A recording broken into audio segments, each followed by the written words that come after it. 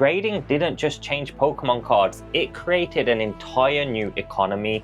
But why does a tiny little red label turn a $100 card into a $10,000 card? And why do most collectors trust a plastic case more than their own eyes? And thirdly, how did a few select companies become the gatekeepers of millions, if not billions of dollars? Today, we are pulling back the mystic curtain on grading, the economics, the power, and the risks. So strap in and grab a bucket of popcorn, because you are now watching episode 3 of Pokéconomics, the series where cardboard meets capitalism. Before grading, buying a card was risky business. The seller could overstate the condition of a card and the buyer would be left guessing. In economics, we call this asymmetric information. This is when one side of the party knows more about the deal than the other side. So let's think about buying a used car as an example. The seller might know that this car up for sale has engine problems and has removed the engine fault light. As a result, the buyer would be unaware of this problem. That uncertainty creates mistrust, and mistrust kills markets. Now, grading solved this problem when it came to Pokemon cards. PSA, BGS, and CGC became trusted referees of the market. Their labels acted as certificates of authenticity and condition. By removing this doubt and mistrust in the market, grading made it safe for collectors to start spending big money. A raw Charizard might be worth a couple of $100 all the way up to six-figure sums depending on the condition. But a PSA label removes that uncertainty and creates a set market price, a benchmark. This trust creates liquidity, meaning more people are willing to buy and sell, and more people are willing to buy and sell at a higher price. And that is why prices have exploded. Suddenly, slabs turn nostalgia into numbers. And once that system was created, the slab became just as important as the card inside. Now here's where grading gets really interesting. A card's print run is already capped, but when you add in grading, it adds in another level of scarcity condition. Take the first edition base set Charizard as a prime example of this.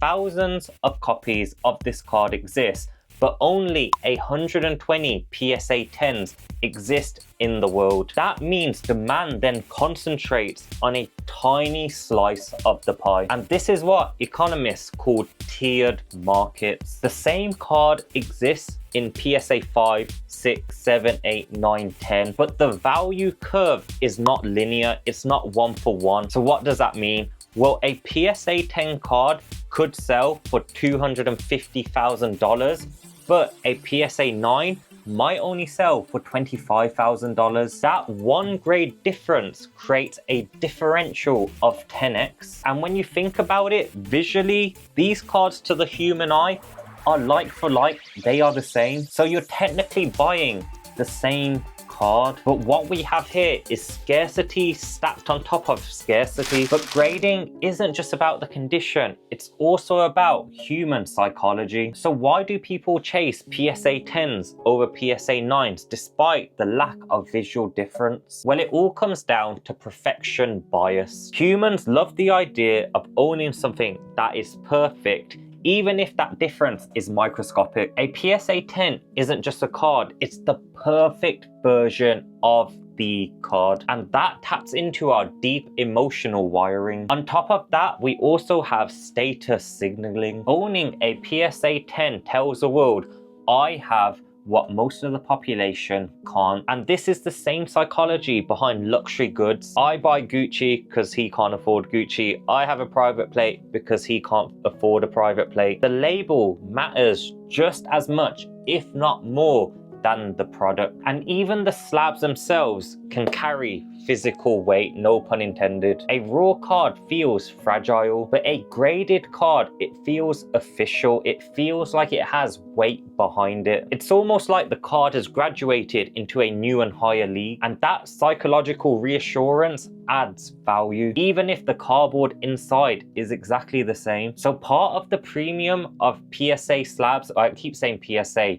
any graded slab. It's not rational. It's driven by our brain's craving for perfection, status, and security. Now, not all slabs are created equal. Earlier in the video, I mentioned we have PSA, BGS, CGC, and throughout the video, I constantly refer to PSA because that is the primary grading company most people think about. But the grading company you use to grade your card could make or break that piece of cardboard. Now, PSA, I'm sorry, sits at the top of the market. Their slabs are known for fetching the highest resale prices, especially on vintage cards. Collectors trust PSA because of their history, reputation, consistency, and online population reports. As a result, when it comes to liquidity, lifting and shifting your card, moving it around, PSA is king. But don't get me wrong, like every single grading card company out there, PSA also has its downsides. One of the obvious ones was during the 2020 boom, PSA backlogs became astronomical. Waiting times became over a year,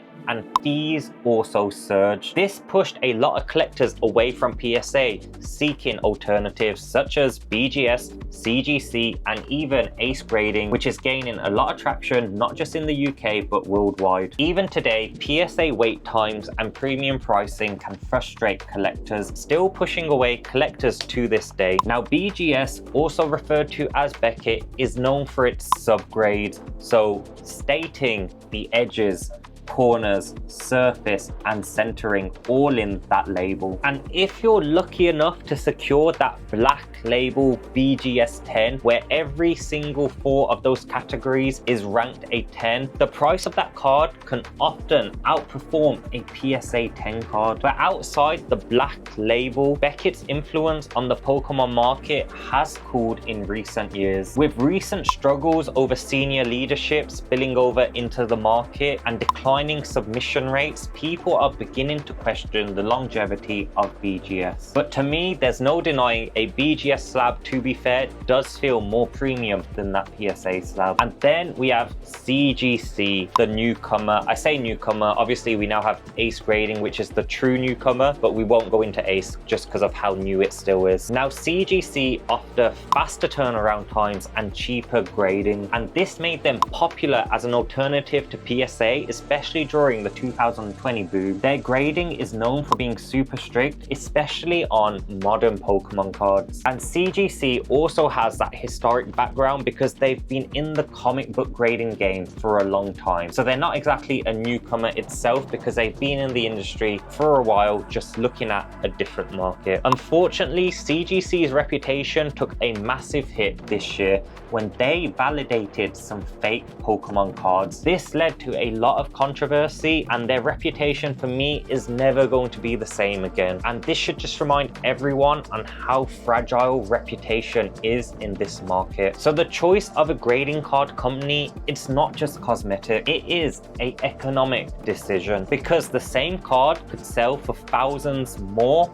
or thousands less, depending on the graded card company you use. Now, as mentioned, to me at least, PSA is defined as the king of the market, not because of their reputation in Pokemon, but because of their reputation also in sports cards and other collectibles. And what we end up having is sort of 2 effects here, a snowball effect and a liquidity premium effect. Because so many people deal in PSA slabs, it's easier to buy and sell. So because it's easier to buy and sell and there's more liquidity in PSA slabs, people will keep submitting to PSA, and that creates a snowball effect. On top of that, people often pay a premium for PSA slabs because they know the liquidity is there to sell that slab fast if they need to. And in my opinion, that is probably because PSA had that first mover advantage. They've been operating in this game, I don't know exactly how long, but they've definitely been operating in this game for the longest out of all its competitors. They were there from the beginning, they set the standard, and that has built a feedback loop that still dominates today. Now, don't get me wrong, grading has also distorted the market. It's not all fairy tales and unicorns. unicorns. You see a lot of collectors, or can I call them collectors? Let's just say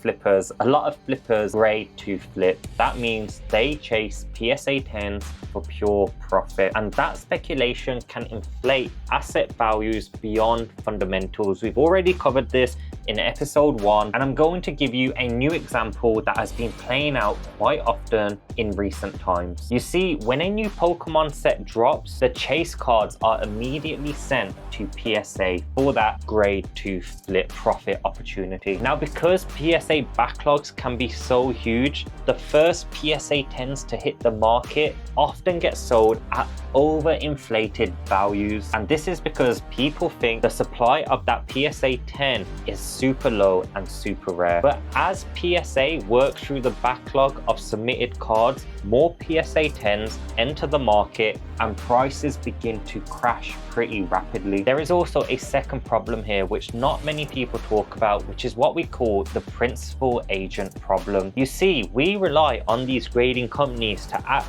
as neutral referees, but these companies are also in competition with each other. They are profiting from us sending cards to be graded, and that creates a conflict in interest, because you see, if they are too strict on grading, individuals will stop sending their cards to them. If they're too lenient on their grading, trust corrodes because population reports become inflated. As mentioned, I talked about earlier how CGC's reputation took a hit in the grading market because they gave their stamp of authenticity to some counterfeit Pokemon cards. In this case, CGC wanted to be the first grading company to verify these cards before PSA, before BGS, in order to boost their reputation. But when these decisions go wrong, it can create big problems in the market because grading is built on trust. And if collectors lose confidence in the authenticity and condition that a grading card company provides to a card, that liquidity premium vanishes really fast. Without confidence,